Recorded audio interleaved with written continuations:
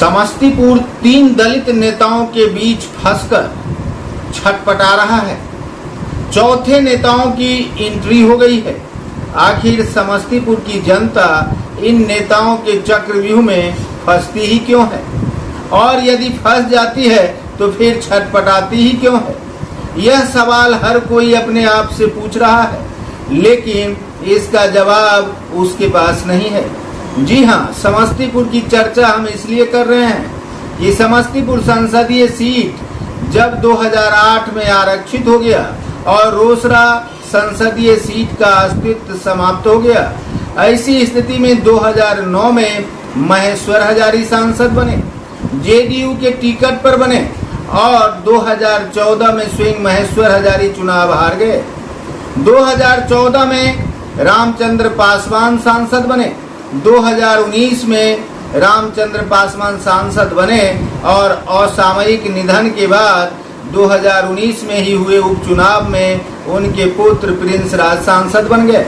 लेकिन यह कहानी 2008 से शुरू नहीं होती है। 2008 में तो रोसड़ा का अस्तित्व मिटने के बाद समस्तीपुर सुरक्षित लोकसभा क्षेत्र हुआ। उससे पहले इसकी कहानी और भी भयावह है। 1991 में श्री राम विलास पासवान जब हाजीपुर से बेटिकट होते हैं और रोसड़ा संसदीय सीट पर लड़ने आ जाते हैं, एक उबाल आता है और राम विलास पासवान रोसड़ा संसदीय सीट से सांसद बन जाते हैं। राम विलास पासवान विलायती हजारी परिवार के ही संबंधी कहलाते हैं और रोसड़ा संसदीय सीट से जीत भी जाते हैं। 2024 तक यही रामविलास पासवान के खानदान के लोग इस सीट पर कब्जा जमाए रहते हैं।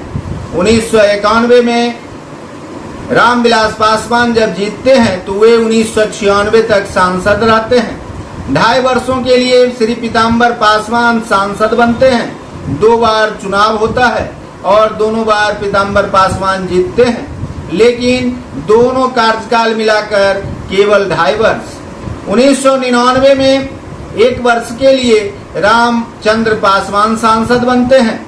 फिर 5 वर्ष के लिए रामचंद्र पासवान 2004 तक सांसद रहते हैं। दुबारे नहीं तिबारे जीत जाते हैं रामचंद्र पासवान और 2009 तक सांसद रहते हैं। इस प्रकार से आप देखें तो रामविलास पासवान 1 बार सांसद हैं, तो रामचंद्र पासवान 5 बार इस क्षेत्र से सांसद रहे।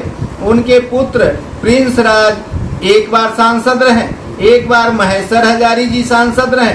इस प्रकार से 1991 से 2024 तक के चुनाव में कुल 24 और 9 को जोड़ दिया जाए तो 33 वर्षों के इस कार्यकाल में महज 2.5 वर्ष पीताम्बर पासवान सांसद बनते हैं। शेष 31 वर्षों तक सांसद की जिम्मेवारी इन दोनों ही संबंधी परिवार के जिम्मे रहती है। 2024 का यह चुनाव एक बार फिर यही संबंधी अपने अपने उम्मीदवार को जिताने के लिए समस्तीपुर पहुंचते हैं और एक तरफ महेश्वर हजारी जी का पुत्र कांग्रेस के टिकट पर लड़ रहा है, तो दूसरी तरफ रामविलास पासवान की पार्टी चिराग पासवान के नेतृत्व में शांभवी चौधरी चुनाव लड़ रही है। लेकिन 4 दलित परिवारों से यह 5वें दलित परिवार की एंट्री समस्तीपुर में हो रही है। ऐसे में सवाल उठता है कि 4 दलित परिवार में फंसी समस्तीपुर की जनता 5वें दलित परिवार की एंट्री के साथ छटपटा क्यों रही है?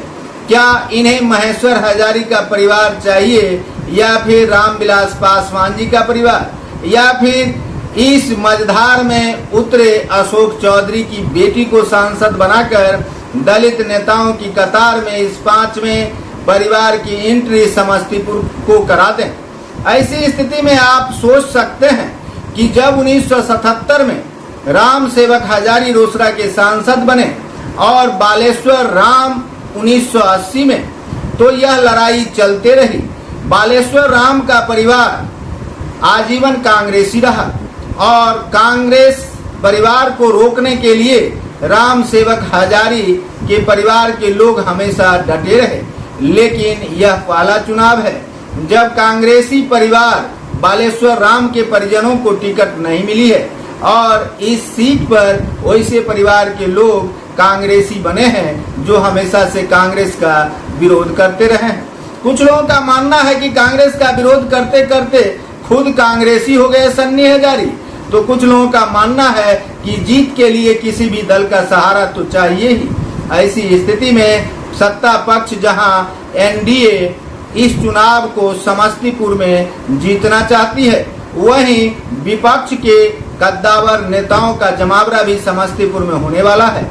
लेकिन कुल मिलाकर कहें तो 33 वर्षों से इस समस्तीपुर पर जिन परिवारों ने कब्जा कर रखा है, इस बार भी उन्हीं परिवारों में से किसी एक का कब्जा होने वाला है।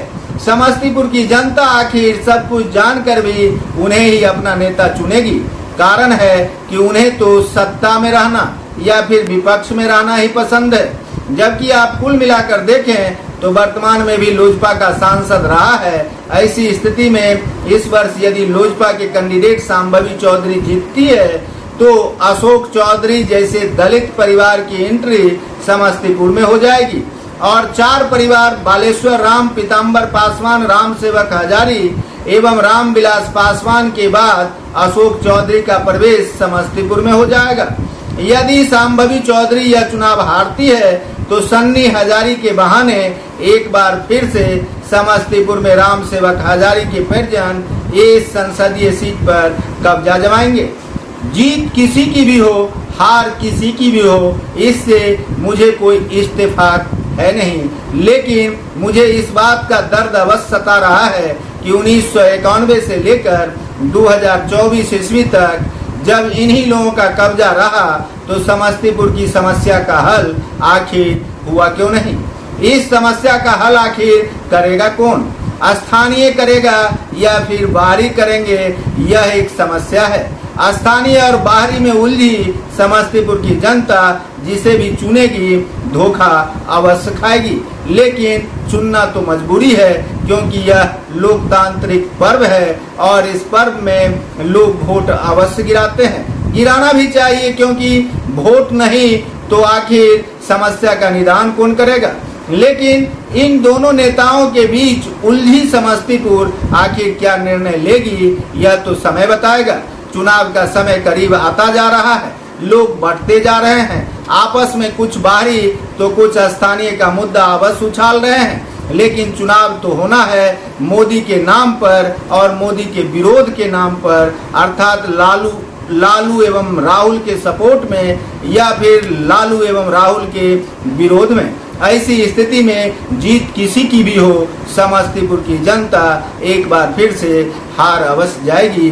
देखते रहिए संजीवनी बिहार और पाते रहिए नई नई जानकारियां। हम हैं संजीव कुमार सिंह और आप देख रहे हैं संजीवनी बिहार।